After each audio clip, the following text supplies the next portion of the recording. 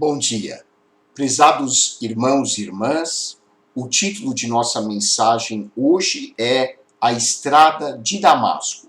E o texto bíblico para a nossa meditação está no livro de Atos, capítulo 9, versículos 1 a 9.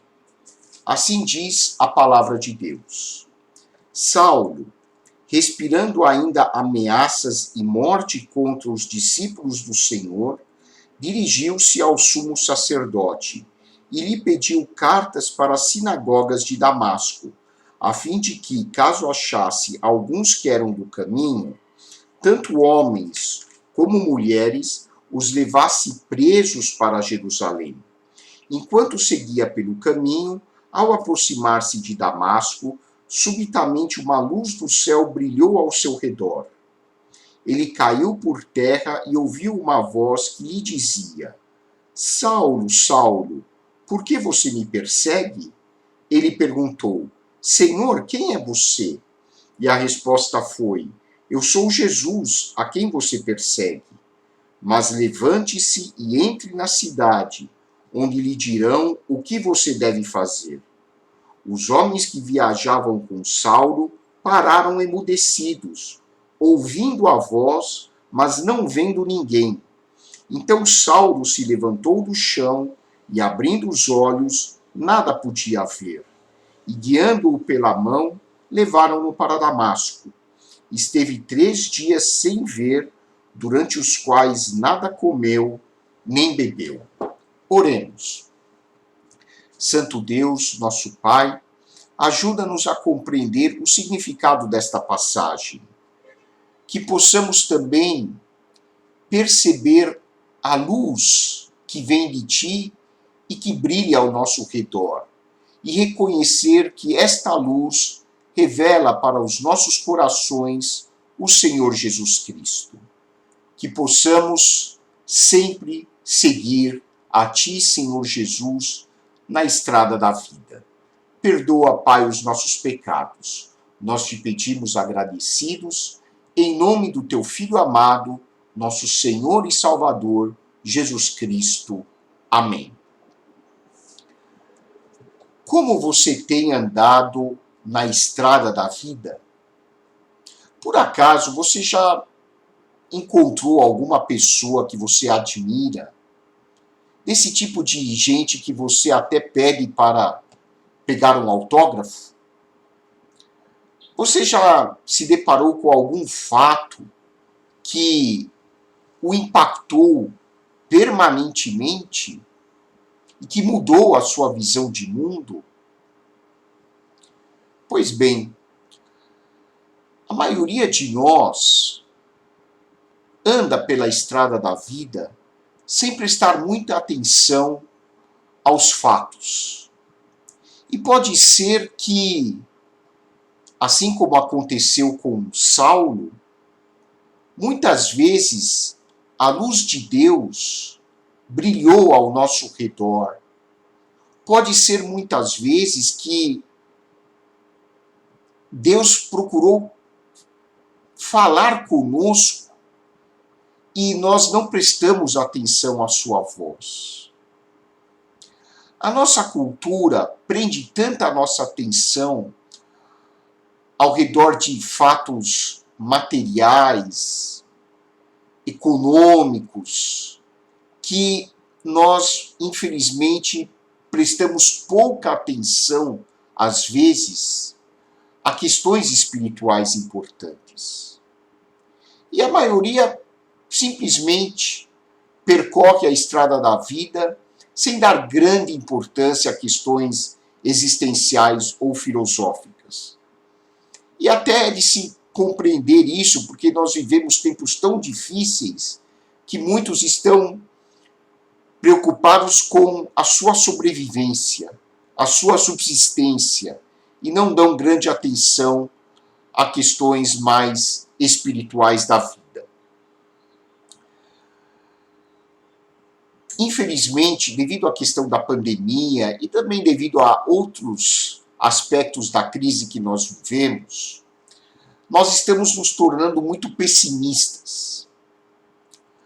A cultura que nos envolve já é uma cultura aparentemente cheia de uma carga negativa. Parece que nós percorremos a nossa jornada sem muita esperança, sem uma boa dose de otimismo.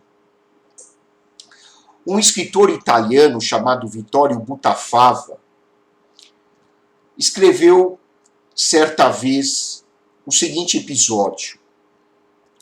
Um professor de filosofia sobe à cátedra e apresenta aos seus alunos uma grande folha em branco com uma pequena mancha de tinta no meio.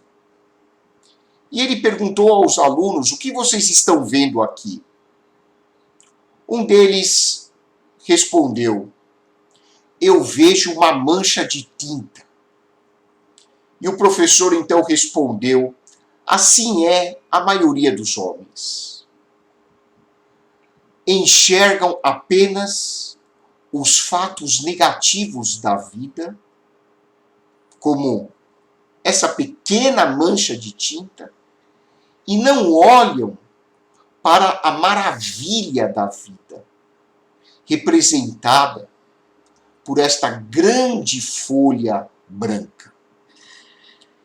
E, de fato, é impressionante como nós olhamos quase sempre para os aspectos negativos da vida.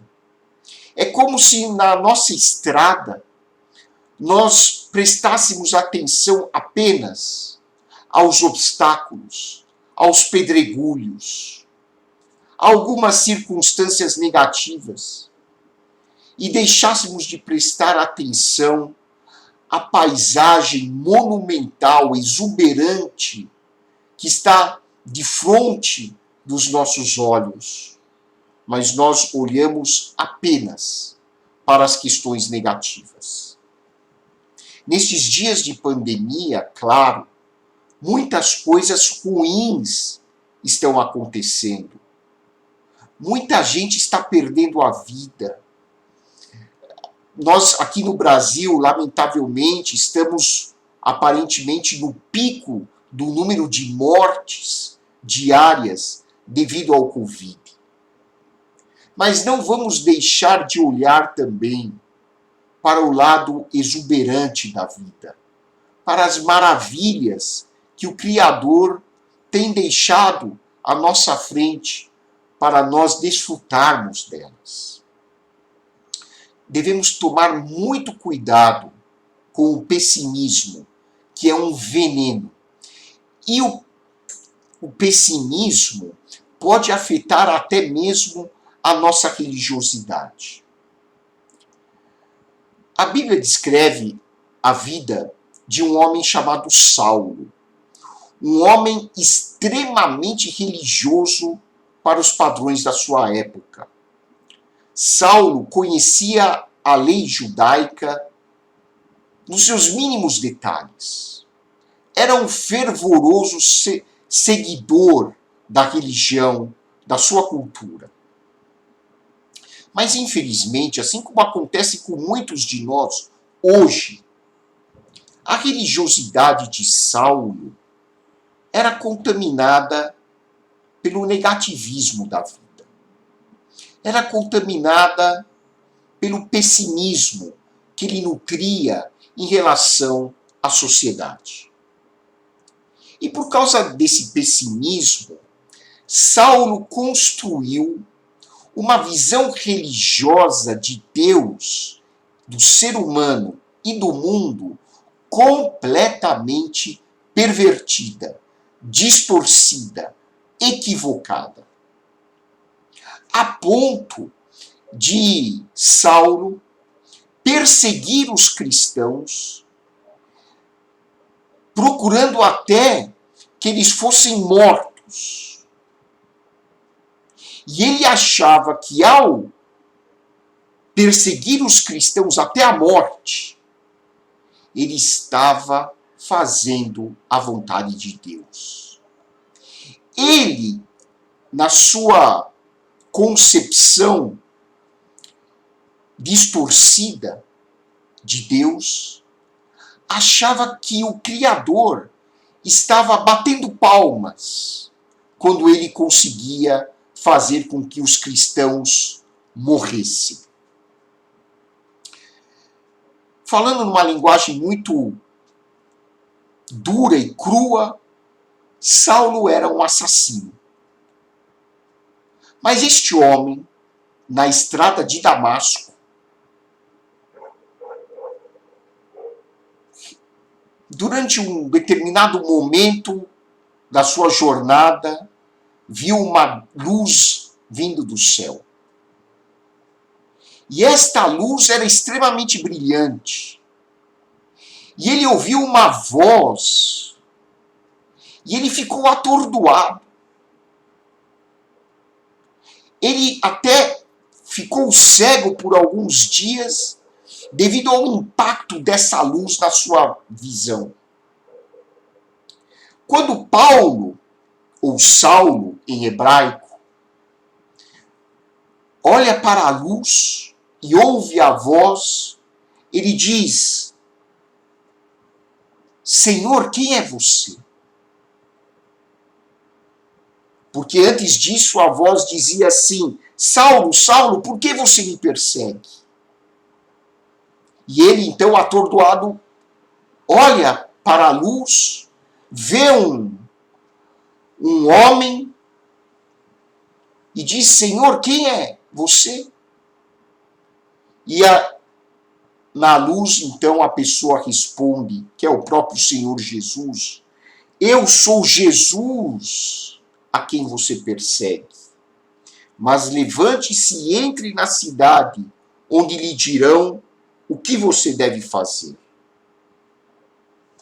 Os homens que acompanhavam Saulo ouviram a voz, mas não tiveram discernimento para poder enxergar Jesus. E Saulo teve um encontro direto com Jesus. E esse encontro de Saulo com a graça de Deus, na presença de Jesus, mudou radicalmente a sua vida. Esse encontro de Saulo com a luz de Deus, por meio da pessoa de Jesus, transformou radicalmente a visão religiosa e filosófica de Saulo. Essa luz, esse encontro com o Filho de Deus, transformou Saulo de assassino no maior pregador do Evangelho. E Saulo veio então a se transformar no grande apóstolo Paulo, que escreveu boa parte do Novo Testamento. O apóstolo Paulo, que escreve lindamente sobre o amor de Deus, havia sido um assassino. Mas ele foi impactado, transformado por este encontro com o Senhor Jesus. Somente um encontro espiritual profundo com o Senhor Jesus Cristo pode transformar o ser humano. Somente o encontro com Cristo permite que a graça de Deus mude a nossa visão, mude a nossa filosofia de vida. E somente o encontro com Cristo faz com que a nossa religiosidade possa ser realmente edificante e construtiva. O que acontece quando uma pessoa tem um encontro com Cristo? Grandes mudanças ocorrem na sua vida. Em primeiro lugar, a pessoa passa a compreender o que é o pecado. Saulo havia se encontrado com um sumo sacerdote em Jerusalém. Conhecia a religião de ponta a ponta. Era um grande mestre da religiosidade da época. Era conhecido no meio judaico. E ele achava que ser religioso, entre outras coisas, era perseguir os cristãos até a morte. Naturalmente, que isso não pode ser generalizado, não quer dizer que os líderes, todos os líderes religiosos que não sejam cristãos, sejam pervertidos. Não é isto que eu estou afirmando. Porém, vejam como é perigosa uma religiosidade que não é influenciada pela graça de Deus em Cristo. Saulo era uma pessoa religiosa, mas que não tinha noção do que era o pecado. E muitas pessoas hoje se julgam religiosas como Saulo se julgava religioso. Porém, não compreendem que são pecadoras. Acham que são justas diante de Deus e que não precisam da salvação de Deus. A religiosidade sem a graça de Deus, a religiosidade sem o conhecimento de Cristo, leva à arrogância espiritual. Leva a um falso orgulho, a uma sensação de que eu sou justo diante de Deus porque eu sou bom. E quando uma pessoa tem um encontro profundo e transformador com Cristo, ela percebe o quanto ela é pecadora. E muitas pessoas, quando se convertem a Cristo, vivem inicialmente na vida cristã uma fase de crise. Por que crise? Porque começam a enxergar o pecado que existe dentro delas. Quando nós nos tornamos saudáveis espiritualmente, nós percebemos o quanto o pecado está no nosso coração. Muitos da época de Paulo, da época de Jesus e hoje, acham que o pecado é algo exterior. Por exemplo, acham que o adultério é quando a pessoa trai efetivamente o seu marido ou a sua esposa, dando um exemplo. Ou acham que o assassinato é quando uma pessoa tira a vida de outra. Mas Jesus, por exemplo, explicando aos seus discípulos, disse: se uma pessoa no seu coração planejar o adultério ou desejar a morte de alguém, ele já cometeu o adultério no seu coração. Ele já cometeu o assassinato no seu coração. Mesmo que isso não se transforme num ato propriamente dito. Porque Jesus disse que o pecado está no nosso interior. O pecado está dentro de nós. A nossa natureza humana é pecaminosa. Nós somos pecadores. Eu vou ler um texto bíblico que é alvo de muita controvérsia, muita polêmica, gera muito debate, porque é mal interpretado. Esse texto está em 1 Coríntios, capítulo 6, versículos 9 e 10. Diz assim, Paulo escrevendo aos Coríntios. Paulo e Saulo são a mesma pessoa. Saulo é o nome hebraico, Paulo é o nome grego dele. Ou vocês não sabem que os injustos não herdarão o reino de Deus? Não se enganem, nem imorais, nem idólatras, nem adúlteros, nem afeminados, nem homossexuais, nem ladrões, nem avarentos, nem bêbados, nem maldizentes, nem roubadores herdarão o reino de Deus. 1 Coríntios 6, versículos 9 e 10. Alguns pensam que o apóstolo Paulo está querendo classificar os seres humanos em categorias de pecadores.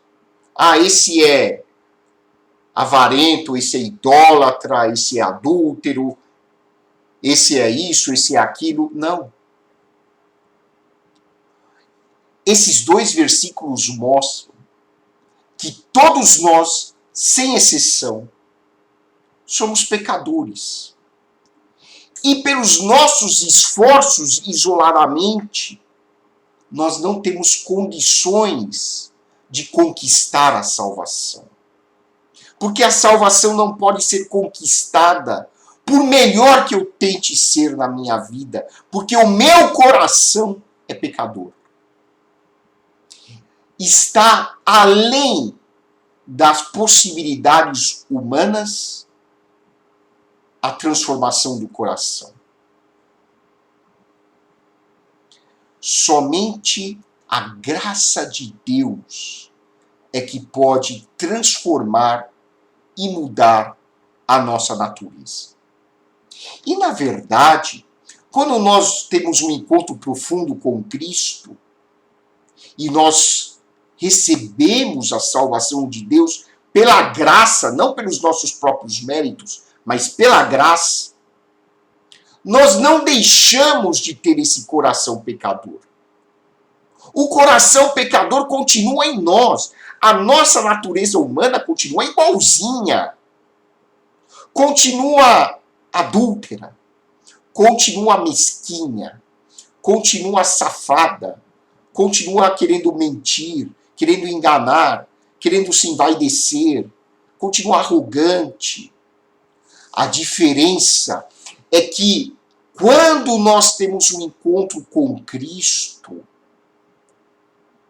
nós recebemos uma nova natureza de Deus pela presença do Espírito Santo em nós. E aí nós passamos a viver um conflito. Porque nós continuamos com a velha natureza, que é pecadora, que gosta do pecado, tem prazer no pecado. Mas nós passamos a ter também uma nova natureza, que é a natureza de Cristo, que é o Espírito Santo que passa a habitar em nós.